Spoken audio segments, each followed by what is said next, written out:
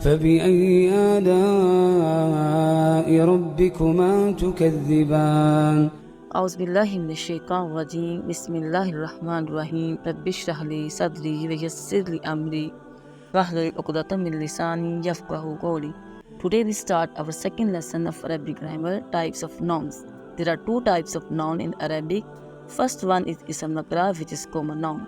Second one is ism marfa, which is proper noun. Common noun, which is non-specific.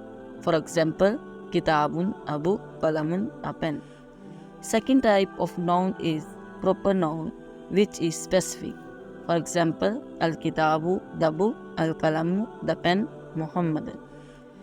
There are 7 categories of proper noun. First one is words with al. For example, al-kitabu, al-kalamu. Second category of proper noun is specific name. For example, Muhammadan, the Holy Quran.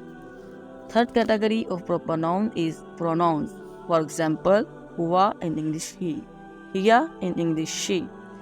And the fourth category of proper noun is demonstrative pronoun or pointer, just like haza, this, zalika, that. Now the fifth category of proper noun is relative pronoun. For example, for singular allazi and for the plural allazina. And the sixth category of proper noun is huruf nida, the one being called. In Arabic, huruf nida are used to call out someone. For example, Rabbana ya Rabbal Alameen. Seventh category of proper noun is muzaf, muzaf alayh, if the muzaf alayh is proper noun. Common noun can be converted into a proper noun by adding the definite article at the beginning. Al is used as a definite article in Arabic language. In Arabic, al is used to change a common noun into a proper noun. Let us take some examples. For example, kitabun, a book, it will become al-kitabu when al is used with the common noun. The double sign, tanween, is replaced by the single sign when it is converted to a proper noun.